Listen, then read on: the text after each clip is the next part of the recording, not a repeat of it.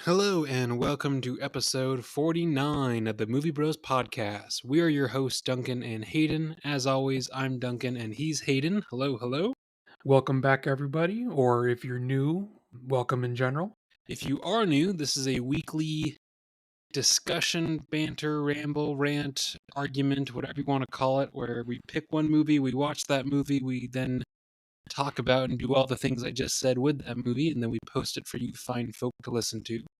We cover everything you can kind of think of, all kinds of genres. Again, this is now episode 49, so there's 48 roughly, some obviously better than other episodes to listen to prior if you're curious. And you can find this podcast on most likely Spotify, but it's also on YouTube. It's also, if I did it correctly, on Amazon and Apple Podcasts as well. You can also reach out via Instagram at @themovie_bros. Without further ado, I think that's all the markety, buzzwordy things we should be covering. Hayden, what are we watching / talking about this week? Well, we are talking about the literal world-renowned classic that is Jurassic Park. And this episode's film facts is that this was released in 1993. You would not have been born yet, and I would have been 1 year old. Directed, obviously, by Steven Spielberg. This is written by David Koepp. Keopp. How would you pronounce that, do you think? Spell it again, one more time. Keopp. Koepp? Written by David. My boy.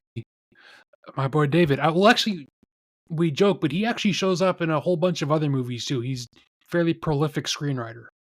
Based upon the book, obviously, by Michael Crichton, which I would love to read it. I keep meaning to get around to it, but I have never read it.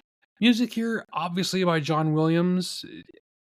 Arguably the third most recognizable film score of all time. Well, literally, that's one of my points of discussion is this, what are the is this the most recognizable? Because, yeah, there's probably... So, to me... We'll talk about it, sorry. So to me, there's like three, and they're all John Williams. Four, if I could be argued. Cinematography here is by Dean Cundy, and if you've been listening to the show before, you might recognize that name. He also did the cinematography for Who Framed Roger Rabbit a couple episodes ago. He normally works with producer Frank Marshall and Kathleen Kennedy, who are also on with this, just because they always are. This stars, for how unironically monumental this movie is, it's got a cast of like 6 people. Like, it's a fairly small, tight-knit group of characters, which is good. Stars Sam Neill, Laura Dern, Jeff Goldblum, or Jeff Goldblum, depending on how you want to pronounce that. Richard Attenborough, Samuel L. Jackson, Wayne Knight, and Bob Peck. I didn't think to get the child actor's name, but I don't think it matters. So, and then the trivia I have is that this won 3 Oscars for its year. What do you think they are? They are the ones you probably expect. I mean, effects? Yep. Probably score, maybe? You would think so, but no. It was released in the same year as Schindler's List, so... How was that? Okay, whatever. Have you ever seen Schindler's List? I think I have, but it's been, granted, it's not something I ever want to rewatch for my own pleasure, but yeah, I don't think I would ever choose to rewatch that, but it is technically the better, sure, Jurassic Park is more memorable as music, but I think music for Schindler's List is just better written. It's just more nuanced. And then it won Best VFX, which you did guess, and it also won Best Sound Effects and Best Sound Design. Yeah, okay. So, because they had to make all the now obviously famous, dinosaur noises. Sounds. Yeah. And then I was thinking, okay, this came out in 93. In my opinion, the 90s are kind of one of the best decades for film ever. What came out the same year that is considered a classic? Besides Schindler's List? We have The Fugitive, Groundhog Day, Nightmare Before Christmas, Mrs. Doubtfire, Sleepless in Seattle, The Sandlot, Cliffhanger, Cool Runnings, In the Line of Fire, Falling Down, and Carlito's Way. Like that is so many recognizable and great Yes. movies all in 1 year. That's insane. They don't make them like they used to? Yes, I understand. Well, I mean, that may be a theme I return to several times when we talk about this, but where would you like to start? Well, I think we saved our ratings last time to the end, so let's put them at the front. Where do you put this as, Steven? This is like a 4.9 out of 5. Like, it is very nearly perfect for me, and only reason I knock it down like by 0.1% here is that like some of the effects are like historically important, but like they haven't aged that great, but most of it still looks amazing. So Yeah, I would say very similar things. Like, if I had to push comes to shove, yeah, I'd probably call it a 5, but, like, I feel like I'd call it a 5 with, like, an asterisk of, like, "Hey, yeah, it is a 5, but, like," it also is 30 years old. and that's fine. That's pretty amazing for 30 years ago, but Well, I mean, and I also think this is one of those, like, classic movies that sure, it's 30 years ago, but even in, like, 20 years, 50 years ago, it's still gonna be, like, pretty, like, no one's been like, "Oh, that's a bad movie," in 20 years, you know? Does that make sense? I mean, absolutely, and also I think that I think its staying power is evident in the fact that we are still trying to chase To that level of recreate it? quality by putting out shitty sequels. Yep.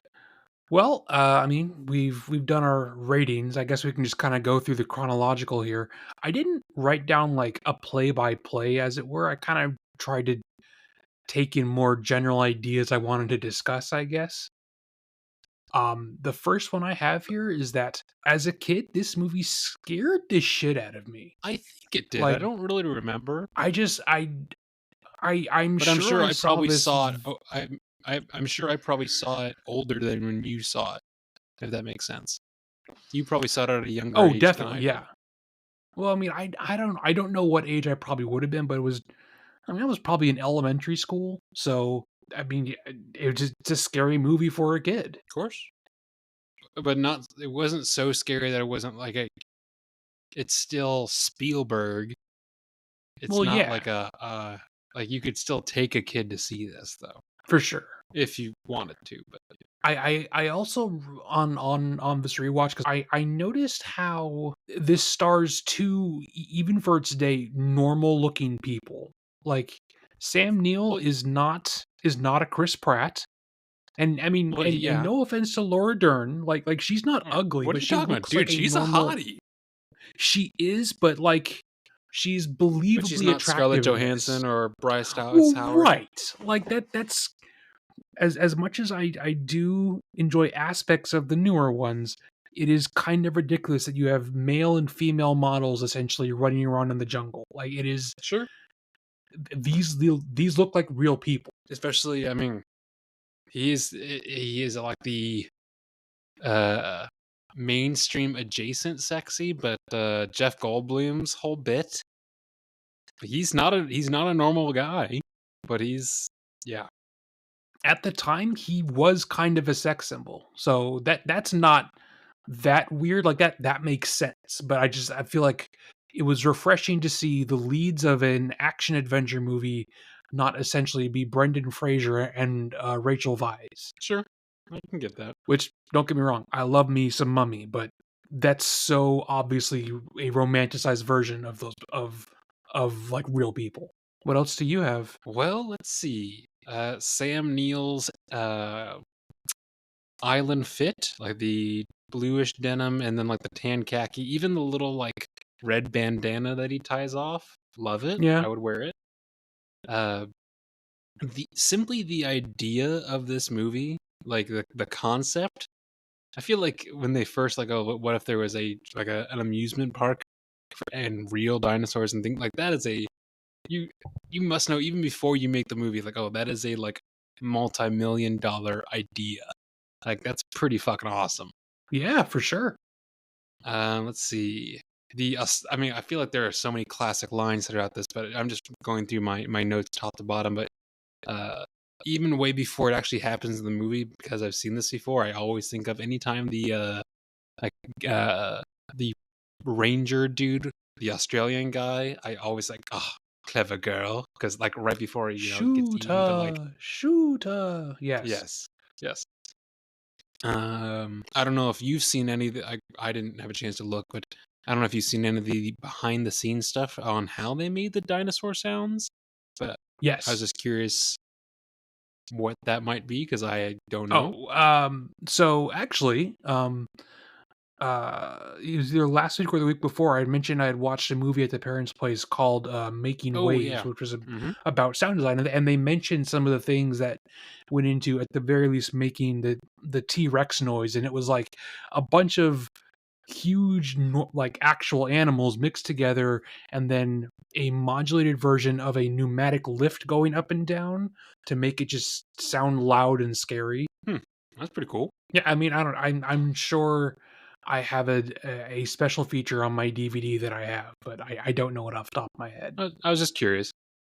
Is Richard Attenborough David Attenborough's like brother or something? It would be an amazing coincidence if they had similar last names and they weren't related. Where That's that I never had thought about it before, but I'm like, that's not a super yes, common last name. yes, Duncan. Well, I don't fucking know, dude. I love like when they first meet him in their trailer at the dig site. He's, I mean, this is when he's obviously trying to sell the idea of them coming to visit with him, but his like natural charisma is, he's like the right amount of like Energizer Bunny, but like Mm-hmm. I don't know, just even him working around the kitchen and obviously taking out the bottle they've been saving. And but on the flip side of it, I mean, the fact that when he uses basically his helicopter to touch down right in the middle of their dig site and ruin all the shit that they've been doing, I think it shows so obvious that he doesn't really care about the actual work, or like he doesn't care about like the process or the science behind things. He wants the Nope. spectacle. Well, it's like I think I sent something to you on Instagram earlier this afternoon, but like they were pointing out the exact same thing. And then even when he goes into like their trailer to pour them champagne, he's like, "Oh, I know my way around the kitchen," and he grabs them whiskey glasses when they have champagne flutes on the counter behind them, because he wants to rush and bumble his way through stuff because he thinks he knows what he's doing. Yeah, it's one of those like it's gonna get done, but it may not be done the right way kind of thing. Yeah. Mm-hmm. There was a point earlier, I mean, in the first couple minutes of the movie where they're in the like the mine with the Hispanic guy when he's looking at the amber Yep. and he's holding it up. That felt very, I mean, obviously the setting, but like it felt very Indiana Jones, like the lighting on the piece of amber felt very like, oh, he should be holding an idol or something like that. Well, I don't want to shock you, Duncan, so brace What? yourself. Spielberg has done other movies. Some Crazy, of them, crazy. yeah, crazy. But I also thought when they're at the very beginning, when they're at that dig site, I was like, man, I think I'm like 99% sure we've been on family vacations just like that, where he's Oh like yeah. I fucking mean, with we that weren't like kid. in a I'm like, oh, mine. no, but no, I'm saying like when they're out brushing the fossils with like paintbrushes and stuff. I'm Yeah. so sure we've actually We done stuff like that. we literally did do that. Yes. I don't remember where it was off the top of my head, but I know Me neither. I'm sure Dad could tell us. Probably. The constant little spared no expense line that he's constantly putting in throughout the movie. Oh yeah. Um, Laura Dern's double denim, fantastic. Well, I I mean, think that pretty was much all of at, her outfits for the well, whole yes, movie. I mean, to be fair, it's Laura Dern. If you put her in enough like '90s wear, she's gonna look great, obviously. But like, I like that everything matched their characters. Like, you I never mean, the see. costume design was on purpose. Yeah, well, and yes, but like, man, fuck off. Uh, Something that I think Spielberg does, I don't know if it's inherently him or if it's his DP or whatever, but I found a lot of his shots are interesting, but they're not like too distracting from the actual plot or what's going on in the movie. Like, yes, there's a lot of nice, like the Velociraptor with the DNA shooting on it from like the projector, or like the silhouette when the kids are eating at the Jello, and like Yep. the like. There's lots of nice shots like that, but it's not like it's not so much about the shot versus like, oh, it's still conveying something is happening with the story, which I like. I don't It's know if not like in your face as when like you watch like like a Denis Villeneuve movie will absolutely slow down the plot to show you well, nice sure. cinematography. This is definitely not that. Yeah, like if you put this next to Blade Runner 2049, one's got definitely a different pace to it for sure. And that's also something that I noticed is that this goes by really quickly, even though it is like a 2-hour movie. Because even when I was messaging you back and forth, like, oh, I'm at this point in the story, you were surprised when I told you I was done like a half an hour later because you thought there was so much more. Well, for some reason, by the time they get to uh when like they all are reunited, really I think it's like the last little bit for some reason, like when the velociraptors are chasing them around the kitchen and then they're up on like the hanging like structure and then that whole bit. For some reason I feel like that drags just a little bit for me. I don't know. Well, Because yes, I I thought this movie was shorter as well, to be honest. I forgot there was so much stuff in the middle. I forgot there was so much of the I mean, not that like it's bad. Obviously it's great, but like I forget that there are lots of segments of this where it is just Sam Neill and the child actors Mm-hmm. walking through and bonding, which is Yeah. fine. You need that for the story. It's good, but like in my memory, I remember like the fast-paced dinosaur stuff, not the we're going to talk about Vegisauruses and Mhm. Yeah, things that's the like that. parts that I'm like, "All right, like, I get why it's needed, but it does kinda okay." Well, and I would also say that as far as like kid characters go, these are super tolerable. They're Mhm. fine. Like No, I I've think they're good. even last week when we were talking about Chef, the kid got a little annoying. In this, like it is yes, like the kids got annoying, especially like the boy, but it was annoying for the story. It wasn't annoying because they were bad actors, you know? Mhm. Speaking of side characters, I'd completely forgotten that Sam Jackson is in this. Granted, it's a small role, Right? but it's nice. Um, and man, is Newman just so good in this. Well, I mean, and also I forgot I think that like he's actually, fatter in this than when he is on Seinfeld. Like there are Oh, I there don't are know about that, but shots, well, there are shots when they're in like that like what would you call that? Like control room, I guess, yeah, the control room. where you can see him sitting at that, giant messy station.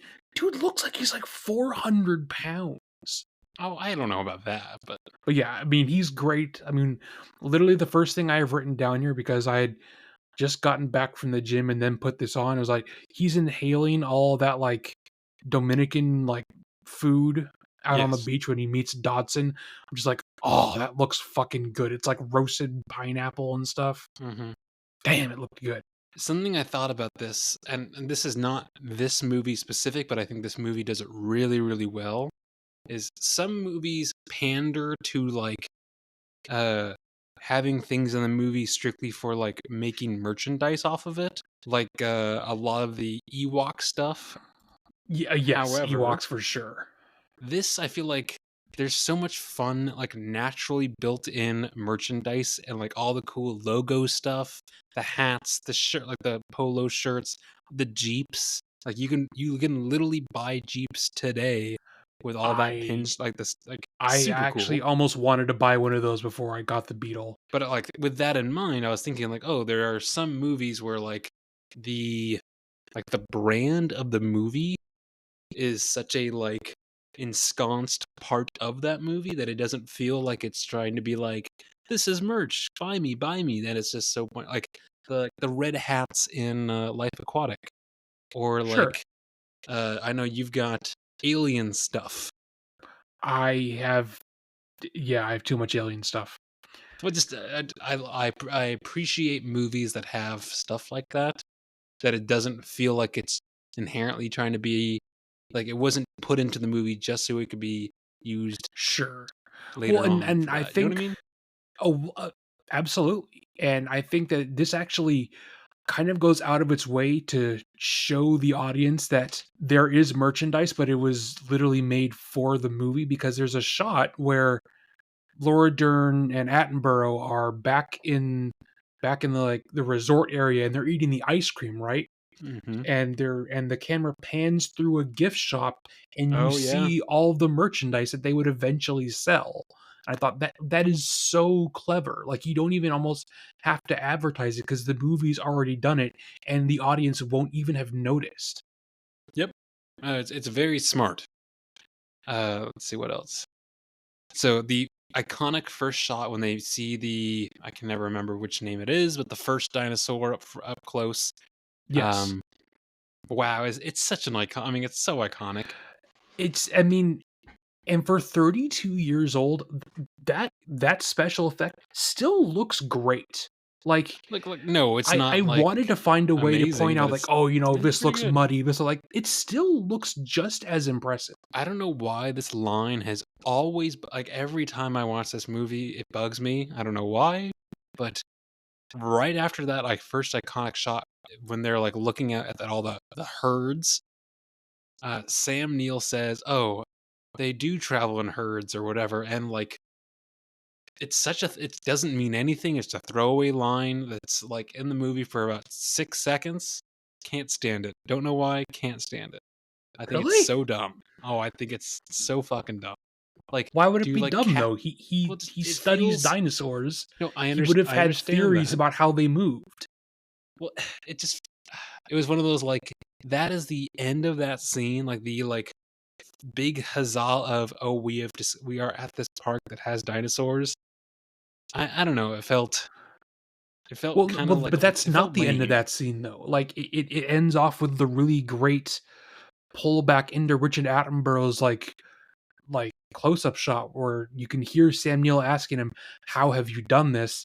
And then, you pull back into Richard Attenborough, and he's like, "Oh, I'll show I'll you," show you. which Yeah. No, which immediately leads us into that very fun, like, I guess what we would call it these days is like it's like a 4D ride kind of thing.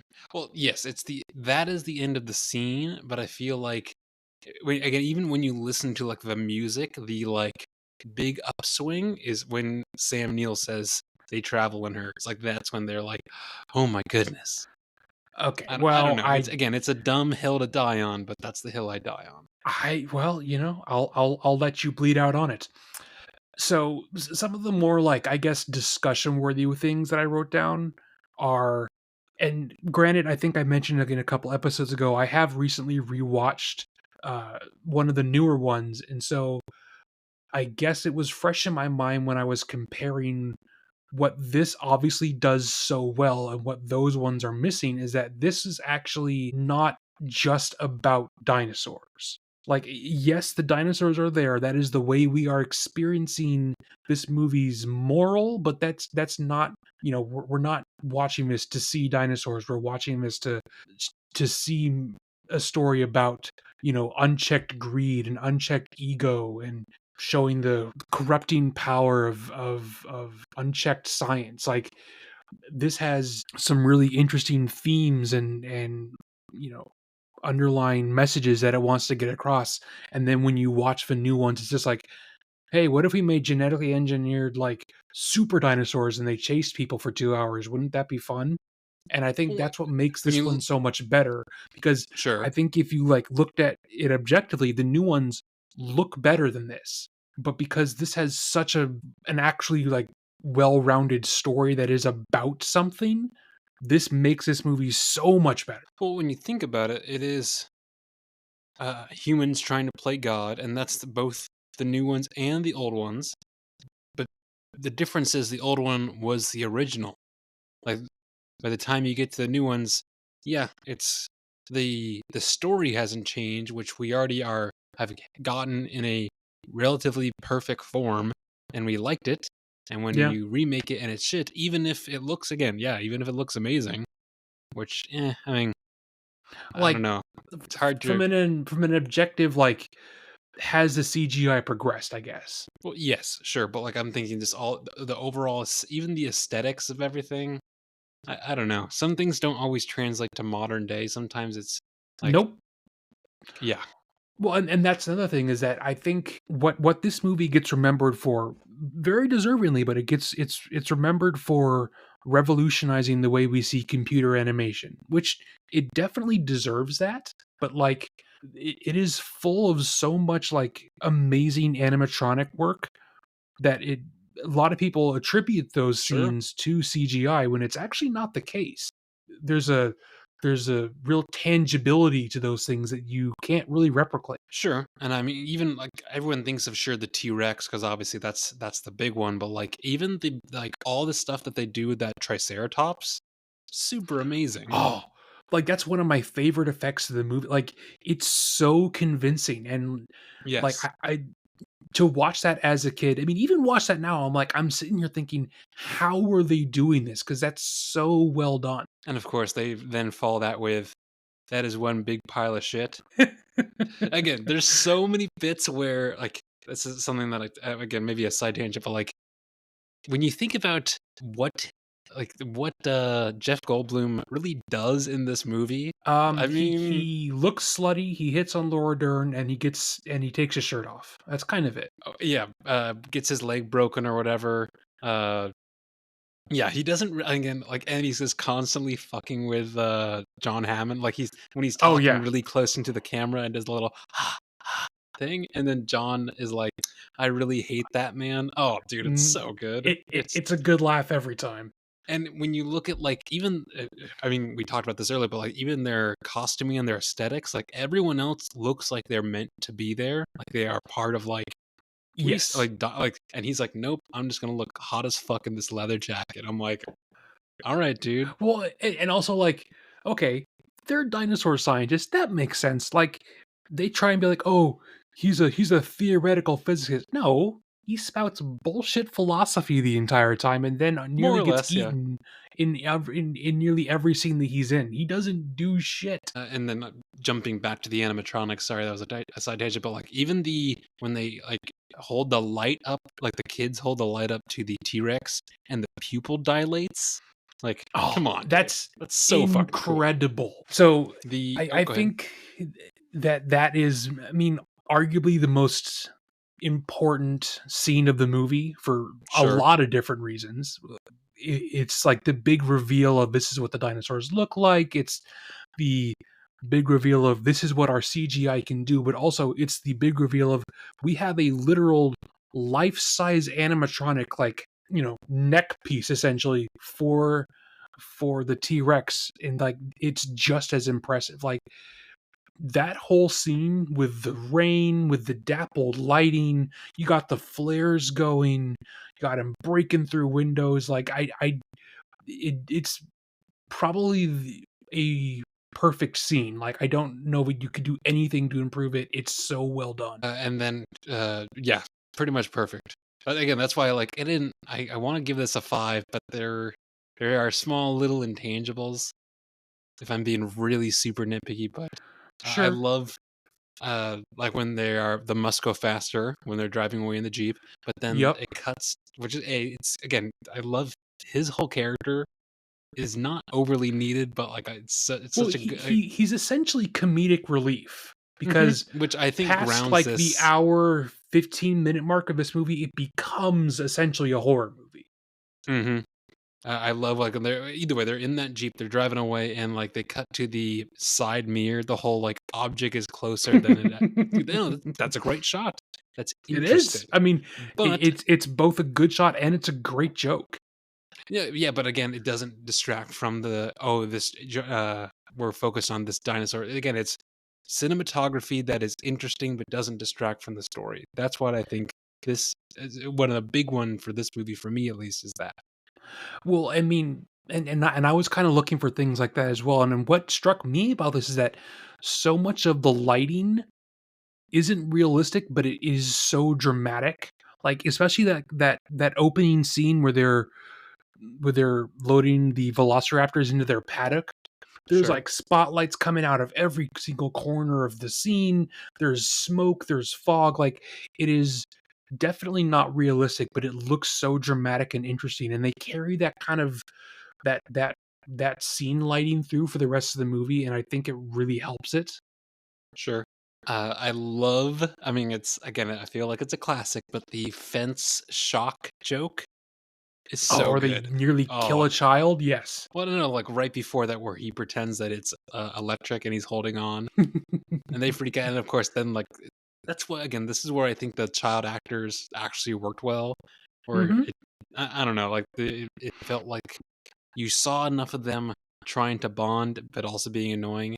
Where by the time he gets them back with the joke, the kids uh, freak out, but then the boy is like, "Oh, that was really funny." Like Yep, I yep, don't know, it yep. shows a growth in him of like, "Oh, I can kind of stand children for now." Sure.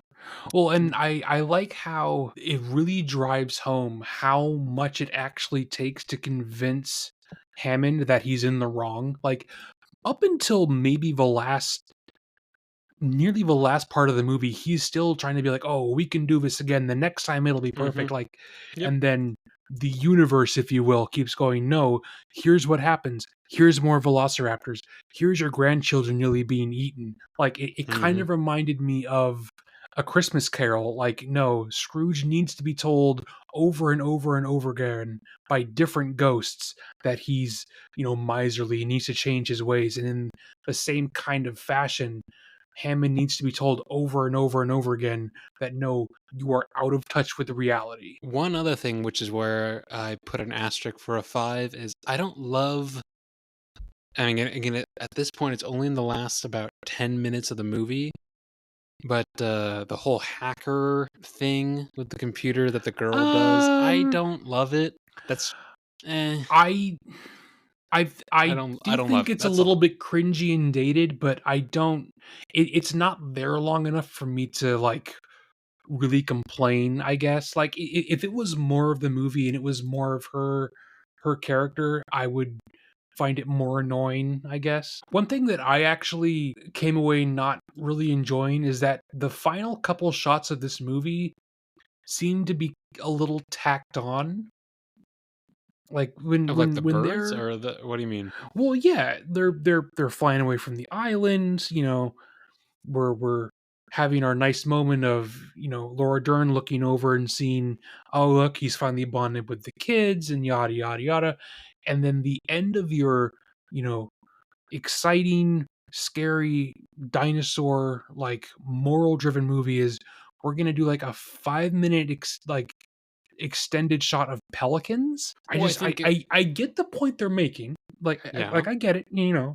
Dinosaurs are descended from birds. I just feel like that's such a flat note to end on this. yeah, I do. I mean, I think it's fine. Is it that interesting? No, it feels. Yeah, yeah. I get what you're saying. I 100% get what you're saying. Sure. So, and then the last thing I had written down here is that this has such a great sense of momentum. Like, you don't see very much in the way of dinosaur stuff until well into the third act of the movie, but it's there's such a growing sense of unease the entire time, and the movie does a great job of literally forcing you to try and look for stuff that isn't there. The Yep, whole opening agreed. section where they're going around on their tour and we're stopping, oh, here's the such and such pen, and then they literally let you and Sam Neill sit there and look at bushes so that you are constantly hoping to see dinosaurs. You're constantly hoping something jumps out at you so that when it finally does, once that like tropical storm hits, it means that you're really like ready for it. You're really primed, quote unquote, if you will, for that excitement to actually start. And that's another thing that the new ones don't do very well is that Yeah, it's good they are storytelling. they are so overeager to show you the new CGI dinosaurs. Like in Jurassic World, I think we see a dinosaur within the first 5 minutes. I just you need to have that like delayed payoff so that everything else has a chance to settle in. I just so many choices here were made so smartly. That's just it's really impressive to watch this again and look at it in a more like I guess uh, analytical way instead of I'm just going to watch this for enjoyment. I just so many of these things are impressive. And my sort of Jurassic Park related, sort of, it's going to be any movie that we talk about related. I'm thinking I'm gonna call it because I think I sent you this reel earlier, but uh, it would be a quick little 1 or 2 minute discussion. But I think I'd call the section or chapter or whatever the thing that Spotify calls it. Does it bucket? So basically, popcorn buckets have become the thing Oh, to okay. customize for whatever movie's coming out. And obviously, we're not always going to be watching new movies. So anytime we watch a movie that, is not coming out in the era of the crazy popcorn buckets, we take, 2 minutes and discuss and brainstorm what we think their bucket should be. So, excuse me. So, I actually have merchandise memorabilia from this movie on my bookshelf. It was like a big like gallon gulp cup you could have gotten I at, I know. think, 7-Eleven's, Yes. where it has like a T-Rex head on the front. Yes. I mean, the parents had them, but yes. Yes, it was passed down to me.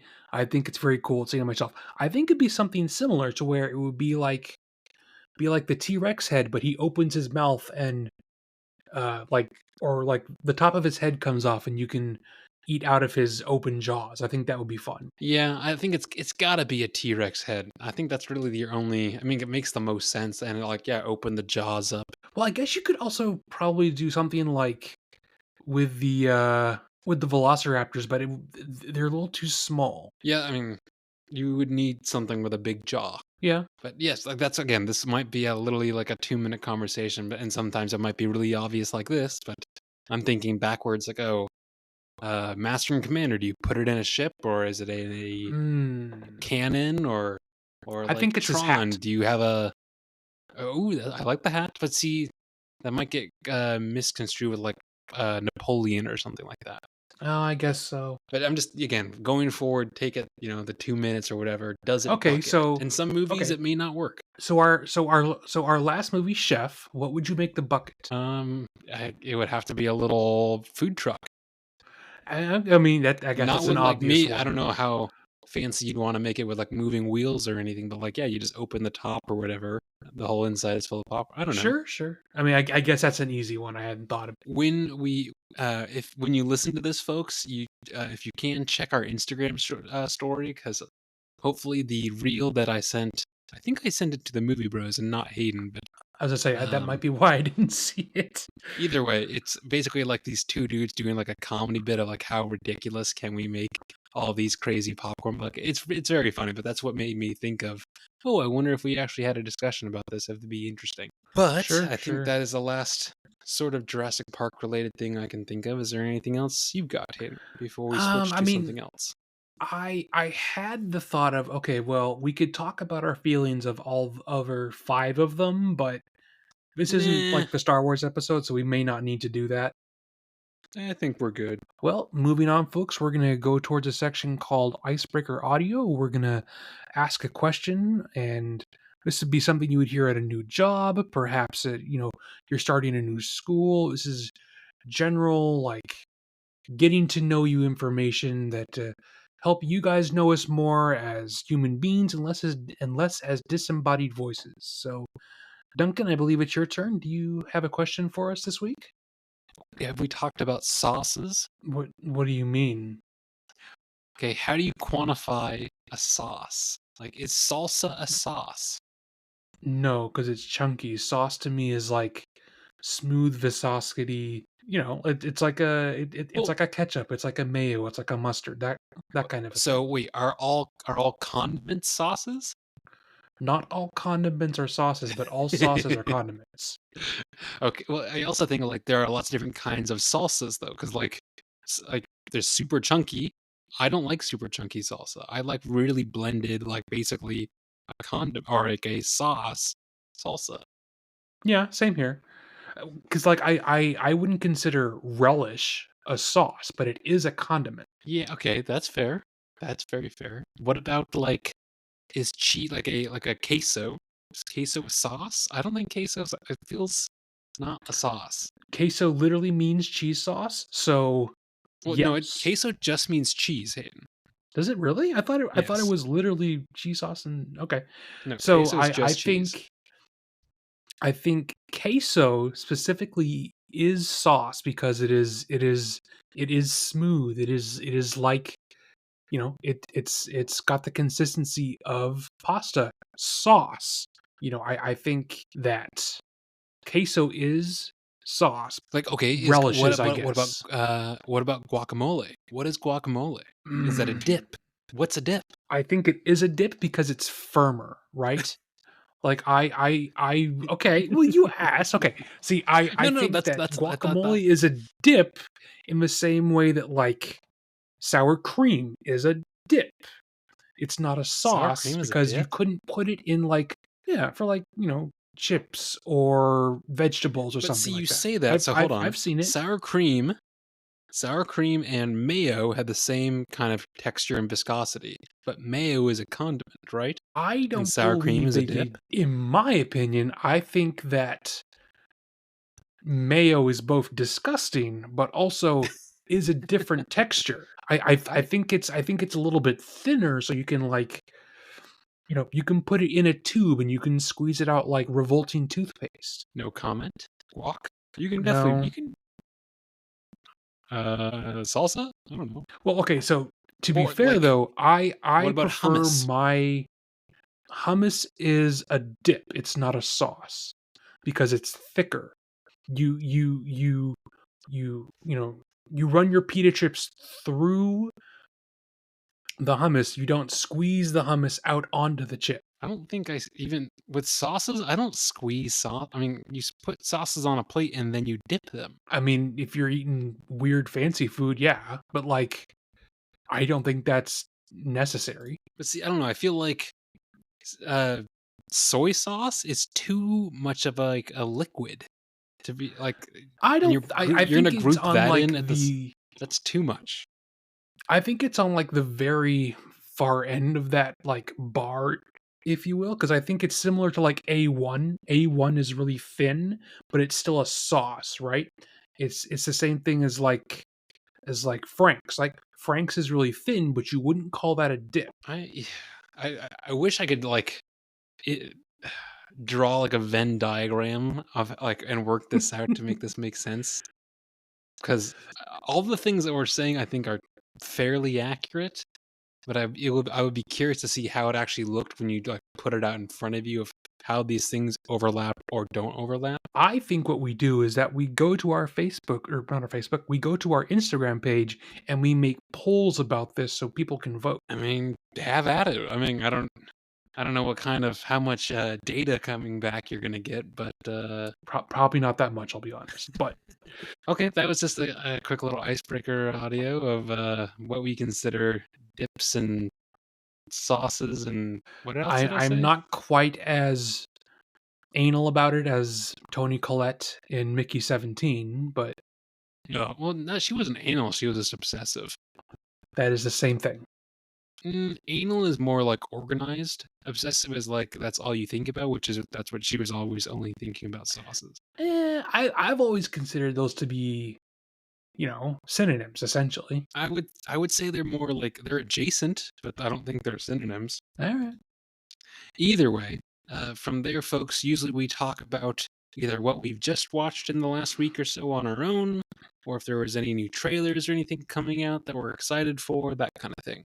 And then we'll reference what we're going to watch and talk about next week. Well, what have Hayden, you watched? Oh, well, let's see.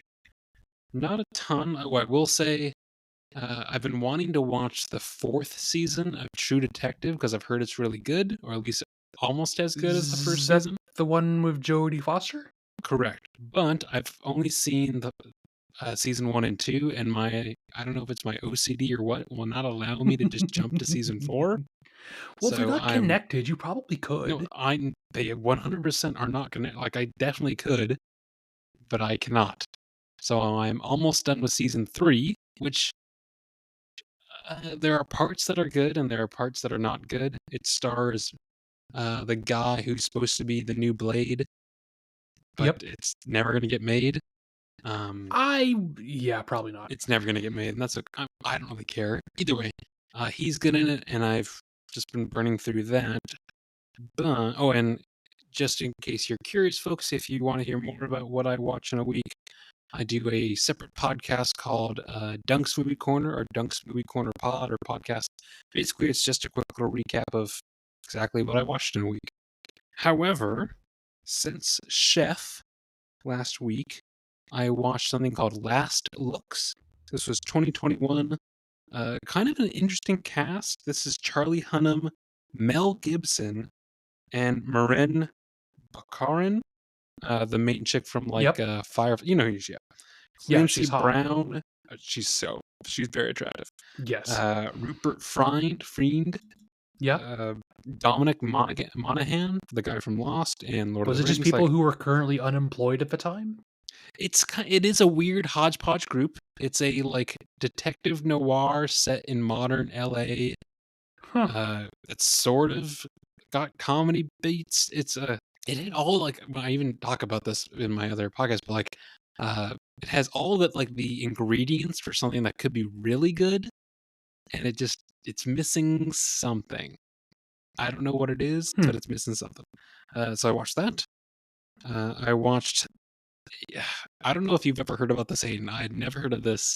It is absolutely bonkers as a movie in general. I don't know how they had the main cast sign on to this, but something called Hudson Hawk. Have you heard of this?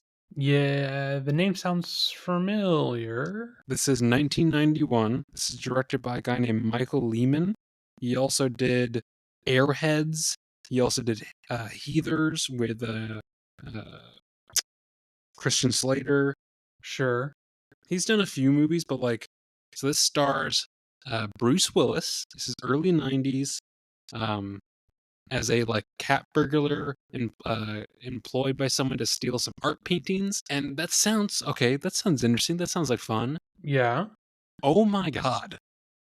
There's no way for me to accurately describe this, but if they ever made a movie where the whole plot was never let them know what's coming next, it's one of those. You ever seen those Instagram reels or TikToks, whatever you kids are watching these days, that it's just random shit, beat for beat. Yeah.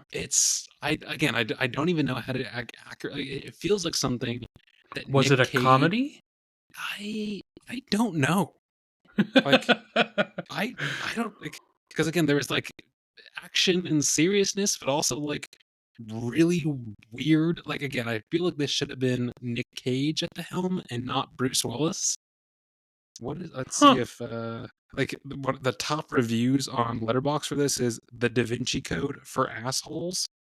What does that mean? Or completely misunderstood surrealistic comedy with equal servings of bizarre slapstick, absurd plot, and ludicrous characters. For me, this is effortlessly enjoyable. Again, it's just if you ever have time to burn, I found this on Tubi because I was using Tubi to watch Chef, and this was one of those suggested. Wow, I cannot say enough weird things about this movie. Okay. From there, I rewatched Amelie with a friend who had never seen it before. Fantastic movie. That's so good. Oh, it's so fucking good, dude. Oh, man. And then I finished my week, quote unquote, finished, by rewatching Logan. It had been in my watch list for a while, and I hadn't seen it in a long, long time, but that's a fantastic movie. Yes, it is. Again, that's where the child actors actually know what the fuck they're doing. Oh yeah, granted, she doesn't have a lot of lines, but she's great in it. Well, also she speaks Spanish 90% of the movie. Yeah, and obviously she does a lot more looks and body movement. A lot of her, she doesn't have to rely on words to do of her acting, which is good. But yeah, what a great at the time, what a great send off for Wolverine. Sure. And well, I think that's a great send off for that version of Wolverine. Yes. Sure.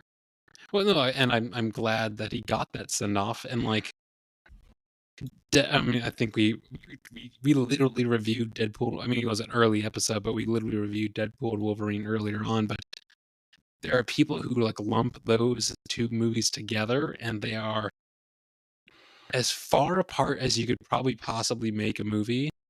I mean, well, yeah. This Logan is, I think, maybe a masterpiece as a superhero movie that's not really a superhero movie. It's so good. I mean, it kind of is, but That's what I'm saying. Like it not is, in the but way it isn't. we think about it usually. Yes, and it also pains me to think that the director of that, who also did things like Ford v Ferrari, but he also did the newest Indiana Jones, which was just not good. I think we talked about this last time. I think the newest Indiana Jones is fine. I think it is definitely not Spielberg, but it's not that bad. Well, I think maybe the direction and everything are not bad, but like just the idea of again, I'm sure we're probably retracing steps we've already talked about, but like stop making these. What? He's old. He's literally fucking 80. He's not going to Well, be saving the day. I mean, and he doesn't for a lot of the runtime. It's literally freaking what's her face doing a Fleabag. lot of his stuff. Yes. Yeah. Which, side note, if you've never, Fleabag is so good. Fleabag is fucking incredible. It's incredible. It's and I if you're don't know listening, how to folks, describe it other than it's like it is a sitcom that subverts every single expectation you have about a sitcom. It's so good. I don't think I'd want to call it a sitcom though. That seems. I mean, it's definitely too like generic for a sitcom. Well, right, but what else would you call it? I would, you know what? I think I would simply call it either a mini series or a limited series. That's all I would say. But you have to say it's a genre of something. Then I would probably say dramedy. Oh, okay, that's fair. That's a lot. I guess that makes more sense. Because sitcom makes me think like Seinfeld or Cheers, something like that, or Friends. Just means situational comedy. Well, no, but see that's just it. Like this, Fleabag doesn't feel inherently like. What is the situation? Just her life? That doesn't seem very. I don't know. But yes, if you've never watched Fleabag, so good, especially season 2. Oh my God. But make sure you don't read anything about it. Go in with as little knowledge as possible. Yes, because so much of that is just the wild, weird shit that happens. It is better if you don't know what you're about to watch. Anything that you watched, Hayden, either TV, limited series, or movie.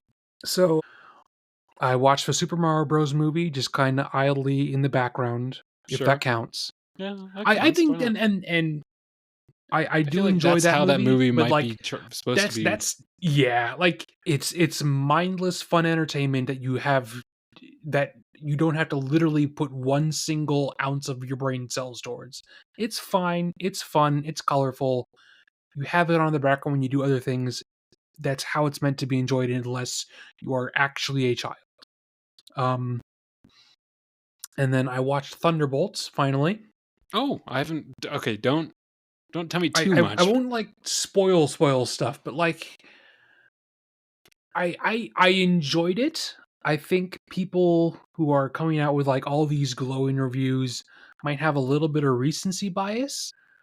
I 1,000% don't agree that it's one of the best things Marvel's ever put out. I think it is definitely a huge step in the right direction. It's definitely good. It's not great. Yeah, I could definitely see how like people are comparing it to all the recent stuff, which is kind of shitty.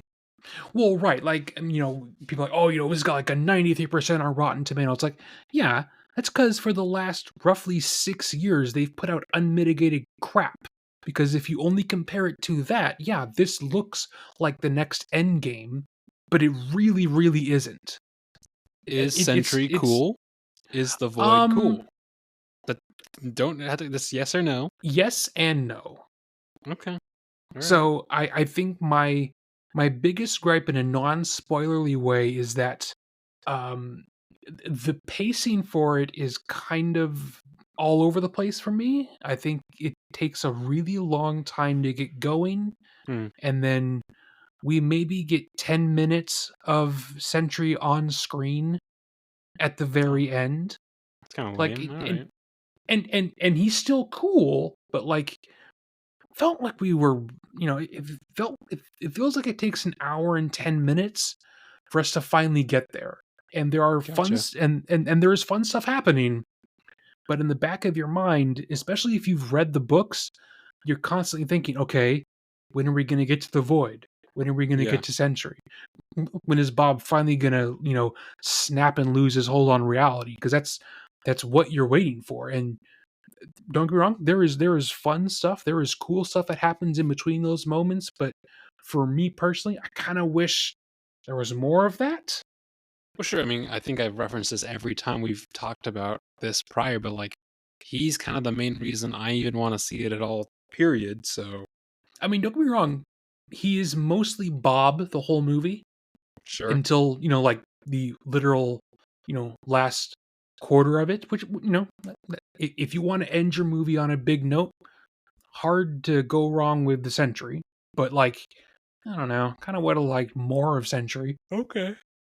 Is there anything coming that you're like, oh, this is coming now? I don't think there's been any recent trailers that I'm like super looking forward to.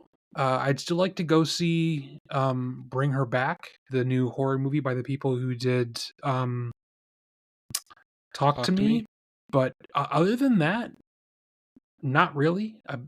Apparently, the new Lilo and Stitch movie is a dumpster fire.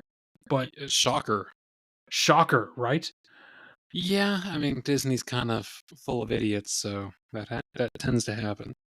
Yeah, their live action remakes are such a swing and a miss, and mostly missing. What else? I think Mission Impossible is out now, and again, regardless of how many people are saying it's fun, but it's pretty bloated, I'd still like to see it. I mean, that was kind of our opinion of the last one, but we still really enjoy it, though. Sure, yeah, that sounds like I'm sure I'll have a good time. Phoenician Scheme comes out soon, which I know more or less nothing about, which I think might actually be Well, I was good. gonna say, have they put out a trailer? Because I can't remember seeing one. There are several trailers that have been around, but like the trailers also don't show you, like, they don't really tell you the plot at all. They just show you little bits of like, oh, this is classic Wes Anderson stuff. Well, to be fair, that's kind of all anyone needs to see his stuff. Like, you could just advertise it as, look, it's quirky Wes Anderson stuff. You're gonna buy the tickets. Yeah, which I will buy that ticket. Yeah, I mean, I agree. I think though that is everything covered. Well, what are we watching next week? Well, actually, I think next week is Final Reckoning. I think that is true. Yes, it is. Yes, Final Reckoning. So, if you are wanting to watch along, folks, you might have 7 Mission Impossibles you need to catch back up on. Or at the very least, the last one.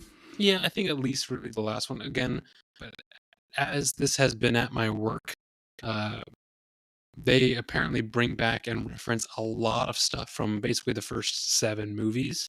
Jeez. But no, like, part of that I can kind of appreciate if they're trying to make this the last one. Sure. But, so I wouldn't say you need to watch all of them, but like, you should probably kind of be generally aware of what's going on.